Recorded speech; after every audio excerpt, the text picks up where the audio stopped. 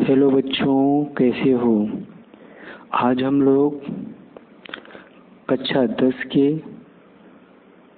Chapter number 2 जिसका नाम है बहुपद, उसके प्रश्नावली को हल करने जा रहे हैं।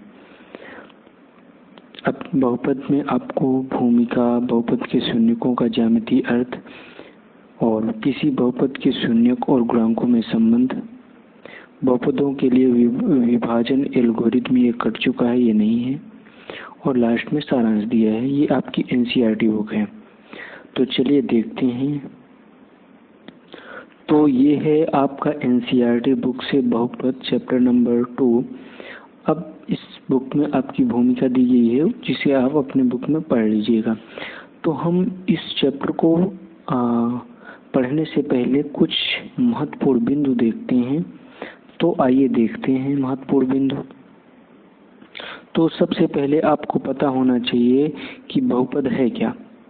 तो बहु प्लस पद, तो बहुत पद अर्थात बहुत सारे पदों को मिलाने से क्या बनता है, बहुपद बनता है।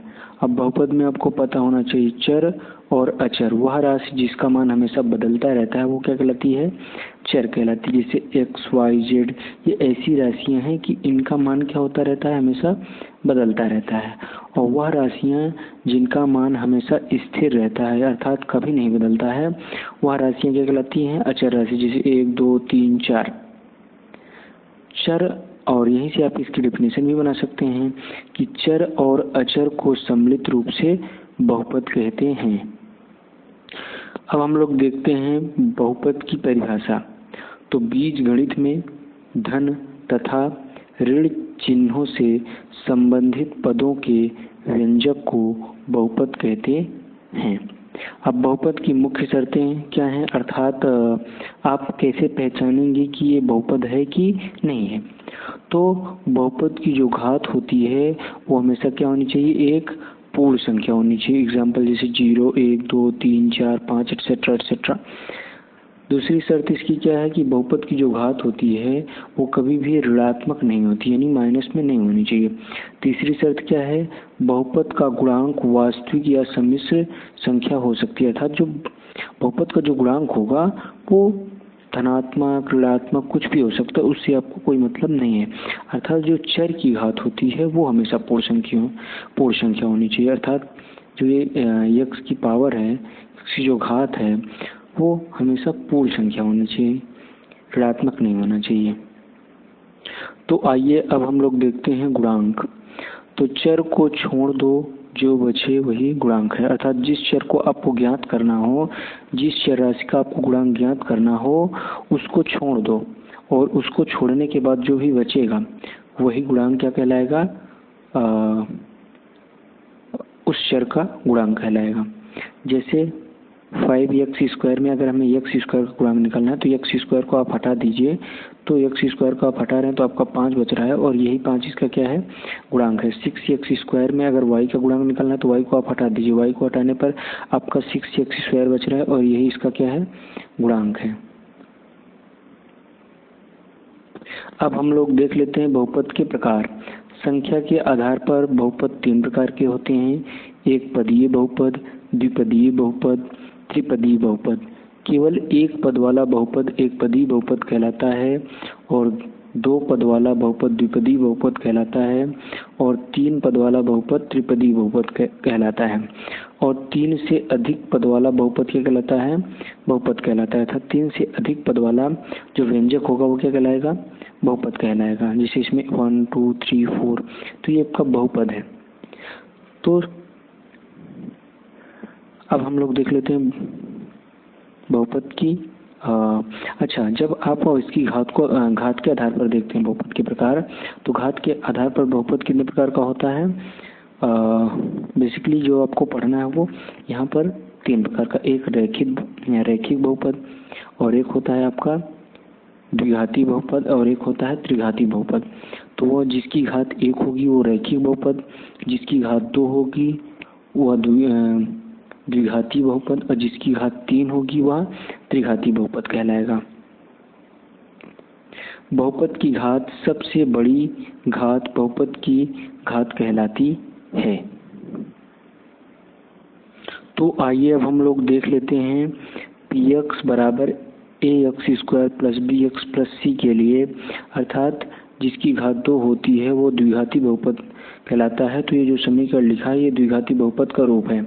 तो द्विघाती बहुपद के लिए आप क्या निकालना है, शून्यकों का योगफल। तो जो शून्यकों का योगफल निकालना होगा तो शून्यकों का योगफल का फार्मूला होता है माइनस एक्स का गुणांक बटा एक्स स्क्वायर का गुणांक। तो अल्फा प्लस बीटा शून्यकों का योगफल हो गया और इसका फार्मूला हो जाएगा माइनस का बी अपान ए, क्योंकि एक्स का गुणांक क्या है, बी है, बी रख दिए, एक्स स्क्वायर का गुणांक क्या है, ए रख दिए। तो अल्फा प्लस बीटा बराबर माइनस का बी अपान ए। और कोई भी फार्मूला होगा वह आपका ऋणात्मक से ही शुरू होगा। तो एक बार प्लस फिर माइनस फिर प्लस फिर माइनस, इस तरीके से चलता रहेगा। शून्यकों का गुणनफल का फार्मूला होता है अचर पद बटा एक्स स्क्वायर का गुणांक।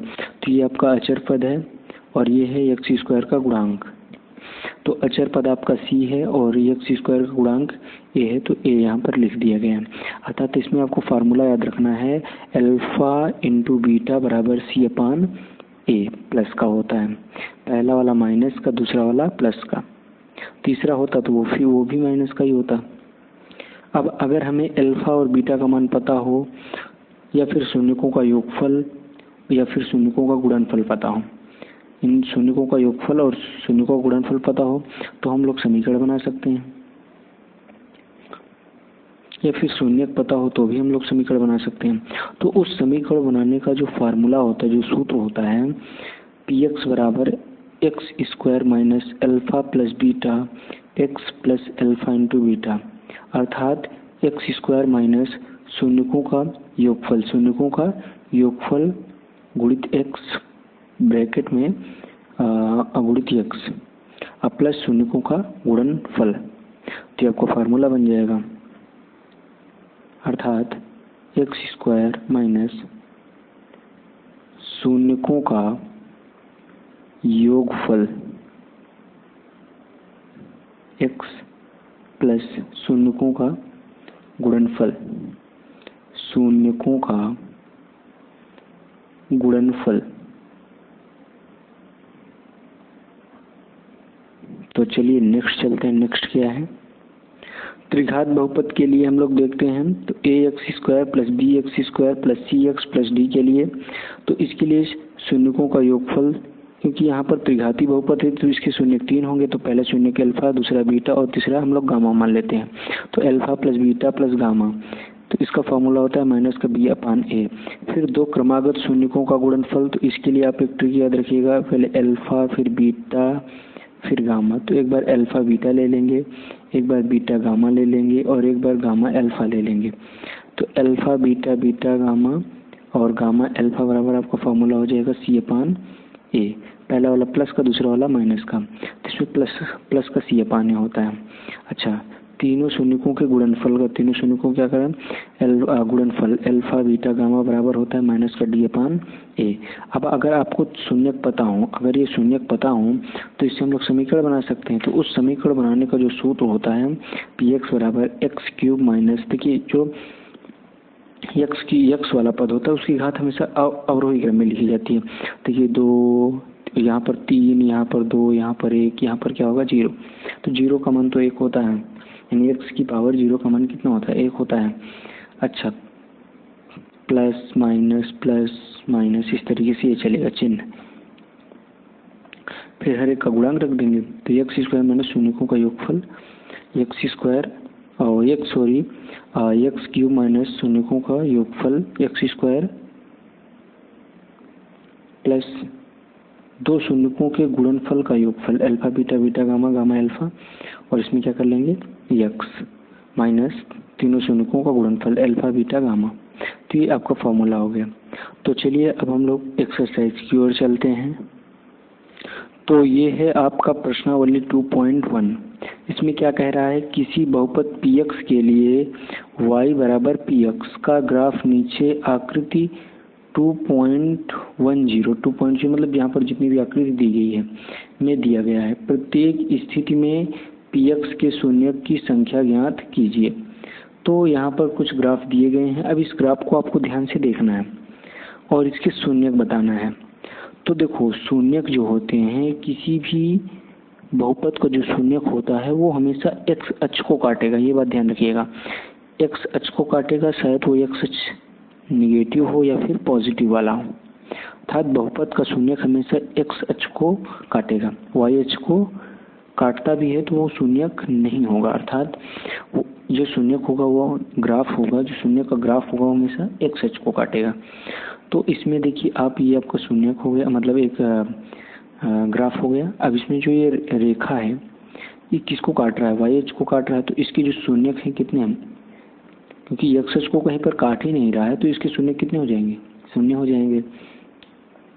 अब ये एक्स अक्ष है। अब एक्स अक्ष पे देखिए ये बहुपद जो ग्राफ है एक्स अक्ष को एक बिंदु पर काट रहा है, क्योंकि जो दिया हुआ ग्राफ है एक्स अक्ष को कितने बिंदु पर काट रहा है? एक बिंदु पर काट रहा है, तो जो इसका शून्य की संख्या होगी एक होगी।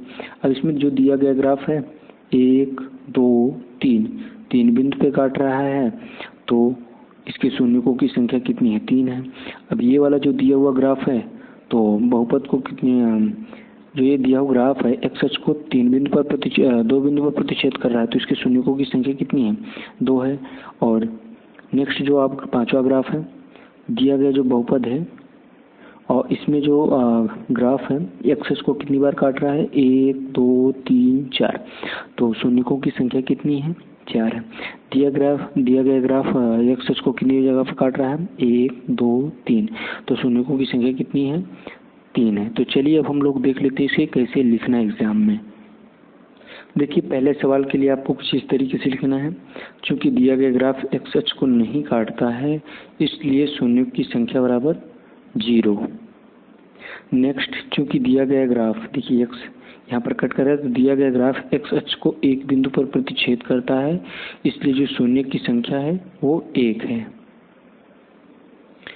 अब इसमें देख लीजिए 1 2 3 जगह पर काट रहा है, तो चूंकि दिया गया ग्राफ एक्स अक्ष को 3 बिंदु पर प्रतिच्छेद करती है इसलिए शून्य की संख्या बराबर 3। इसमें देखिए 2 जगह पे कट कर रहा है एक्स अक्ष को, तो चूंकि दिया गया ग्राफ एक्स अक्ष को 2 बिंदु पर प्रतिच्छेद करता है इसलिए शून्य की संख्या बराबर 2।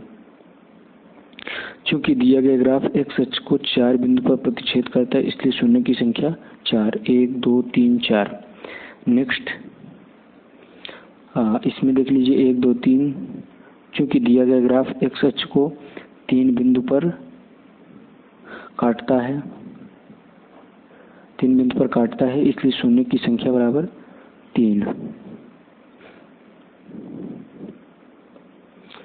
जय हिंद, जय भारत। मिलेंगे नेक्स्ट वीडियो में। धन्यवाद।